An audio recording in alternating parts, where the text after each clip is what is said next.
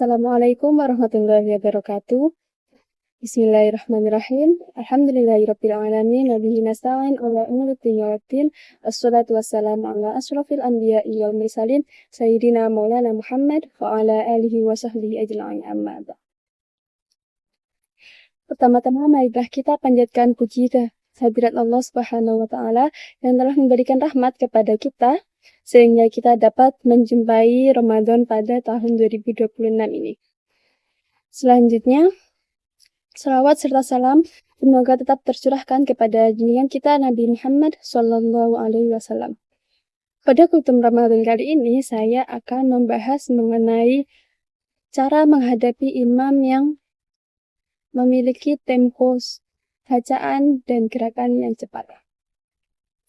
Teman-teman yang dirahmati oleh Allah, bulan Ramadan adalah salah satu bulan yang penuh berkah.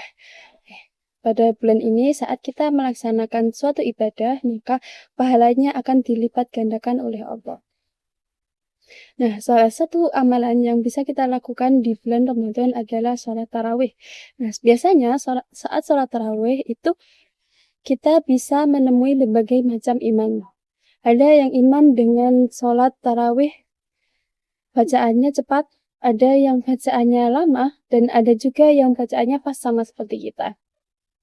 Nah, pada pembahasan kali ini saya akan membahas ketika kita mendapati imam dengan bacaan dan gerakan yang cepat. Ketika kita mendapati imam dengan bacaan yang cepat, itu kita masih ada 3 kemungkinan. Pertama adalah kemungkinan ketika kita masbuk. Maka ketika kita masbuk, kita dapat langsung mengikuti gerakan yang dilakukan oleh imam.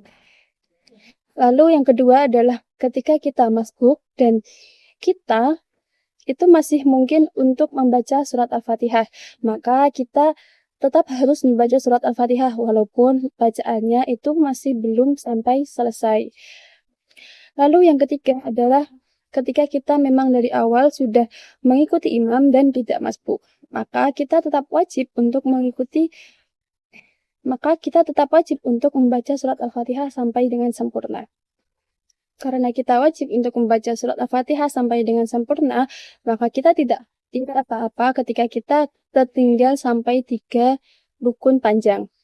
Contoh saat kita membaca surat Al-Fatihah dan bacaan imamnya sangat cepat, lalu imam sudah berganti ke ruku, maka ketika kita masih memungkinkan untuk menyelesaikan surat Al-Fatihah, maka kita tetap harus menyelesaikan surat Al-Fatihah. Saat surat Al-Fatihah sudah selesai, baru kita mengikuti gerakan yang imam lakukan. Dengan catatan, pertama, ketika kita menyelesaikan surat Al-Fatihah, itu tidak usah terburu-buru, dan ketika kita sudah selesai, itu langsung mengikutinya gerakannya sesuai dengan urutan seperti biasanya, karena salah satu dari rukun adalah tertib. Lalu selanjutnya, ketika kita melaksanakan gerakannya, itu kita harus melakukannya dengan tumakninah, yaitu berhenti minimal bacaan subhanallah.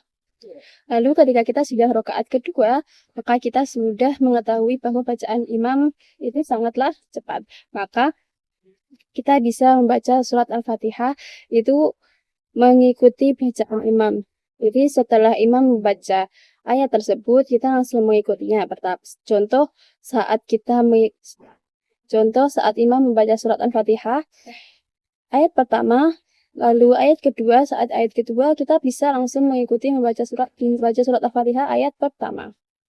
Dan terakhir adalah ketika kita tasyahud akhir, maka kita harus menyelesaikannya dengan sempurna dan tenang. Tidak usah buru-buru ketika imam sudah salam. Kita tidak harus mengikuti langsung salam, tetapi kita harus menyelesaikan bacaan tasyahud akhir. Nah, setelah bacaan tasyahud akhir selesai, baru kita mengikuti salam.